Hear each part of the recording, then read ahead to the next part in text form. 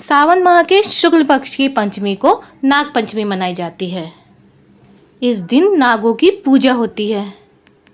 कहा जाता है नाग पंचमी में नागों की पूजा करने से काल सर्प योग दूर होता है।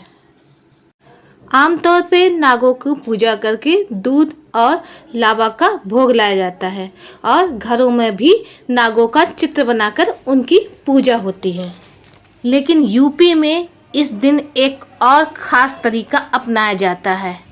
वो तरीका क्या है वो हम आगे आपको ले चलते हैं उस जगह। यूपी और उसके आसपास के कुछ ज़िलों में गुड़िया को पीटे जाने की एक परंपरा चली आ रही है और वो हम आपको इस मेले के दरमियान दिखाते भी जा रहे हैं। इस दिन घरों की महिलाएं पुराने कपड़ों से गुड़िया बनाती हैं और चौराहे पर रख आती हैं और मोहल्ले के लड़के उसको लाठी और डंडों से पीटते हैं। लोग ऐसा क्यों करते हैं इसके बारे में कोई स्पष्ट जानकारी तो नहीं मिलती, पर कुछ कथाएं हैं जो कि हम इस छोटे से वीडियो के माध्यम से आपको शेयर भी करेंगे। कुछ लोगों का मानना है कि भूत प्रेत और बुरी आत्माओं को दूर करने के लिए लोग ऐसा करते हैं। इस संदर्भ में एक और कथा प्रचलित है कि तक्षक नाग के काटने से राजा परीक्षित की मौत हो गई थी। कुछ समय बाद तक्षक की चौथी पीढ़ी की बेटी की शादी राजा परीक्षित की चौथी पीढ़ी से हुई। जब वह शादी करके ससुराल में आई तो उसने यह राज एक सेविका को बता दिया और उससे कहा कि वह यह बात किसी और से ना कहे। लेकिन सेविका से रहा नहीं गया और उसने यह बात किसी दूसरी महिला को बता दी। इस तरह बात फैलते फैलते पूरे नगर में फैल गई। इस बात से तक्षक के राजा को क्रोध आ गया और क्रोधित होकर उसने नगर की सभी लड़कियों को चौराहे पर इकट्ठा होने का आदेश देकर कोड़ों से पिटवाकर मरवा दिया। उसके पीछे राजा को इस बात का गुस्सा था कि औरतों के पेट में कोई बात नहीं पचती। माना जाता है तभी से गुड़िया पीटने की परंपरा मनाई जा रही है। एक अन्य कहानी के अनुसार एक लड़की का भाई भगवान भोलेनाथ का परम भक्त था। वह प्रतिदिन मंदिर जाता था।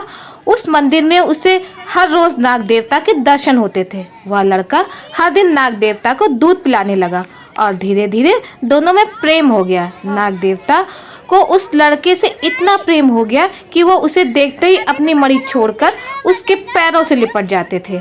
इसी तरह एक दिन सावन के महीने में दोनों भाई बहन एक साथ मंदिर गए। मंदिर में जाते ही नाग देवता लड़के को देखते ही उसके पैरों में लिपट गया और बहन ने जब यह नज़ारा देखा तो उसके मन में भय उत्पन्न हुआ। उसे लगा नाग उसके भाई को काट रहा है। तब लड़की ने भाई की जान बचाने के लिए नाग को पीट पीट कर मार डाला। इसके बाद जब भाई ने पूरी कहानी अपनी बहन को सुनाई तो वह रोने लगी। फिर वहां उपस्थित लोगों से कहा कि नाग देवता का रूप होते हैं, इसलिए तुम्हें दंड तो मिलेगा। चूँकि यह पाप अनजाने में हुआ है इसलिए कालांतर में लड़की की जगह गुड़िया को पीटा जाएगा। इस तरह गुड़िया पीटने की परंपरा शुरू हुई।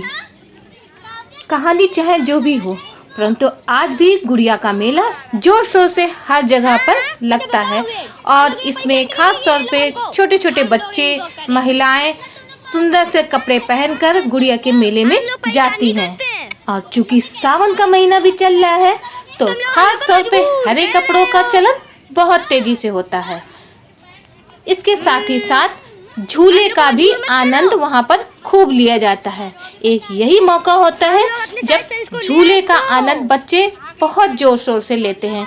क्योंकि अब हर घरों में झूला की परंपरा लगभग समाप्त होती जा रही है, तो ऐसे में ये झूले आपको मेले ठेले में अक्सर नजर आएंगे जहां पर बच्चे झूलों का आनंद लेते हैं।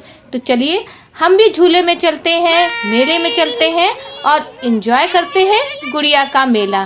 तो हमारे साथ बने रहिए और झूले का आनंद लीजिए। तो चले झूले की तरफ।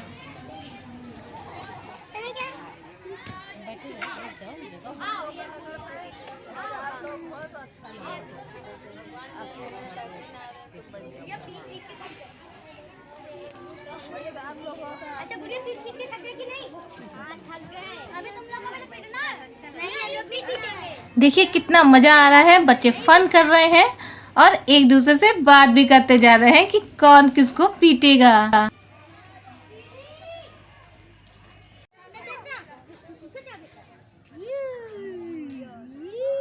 तो आप भी आनंद लीजिए झूला झूलने का।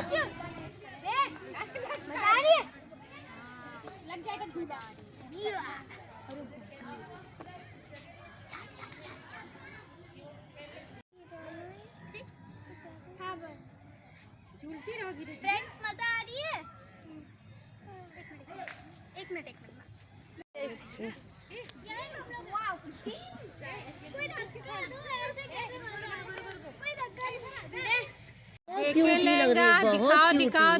दिखा आंटी को, बेबी इधर दिखा आंटी को। देखिए कितने क्यूट क्यूट से बच्चे आए हैं गुड़िया के मेले में। प्यारा लग रहा है। आप भी पापा, आपका भी बहुत सुंदर। गुड।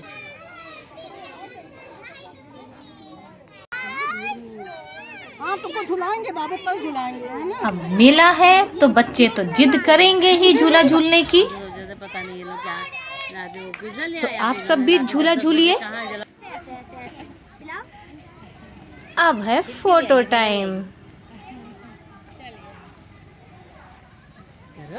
बोल क्या बोले?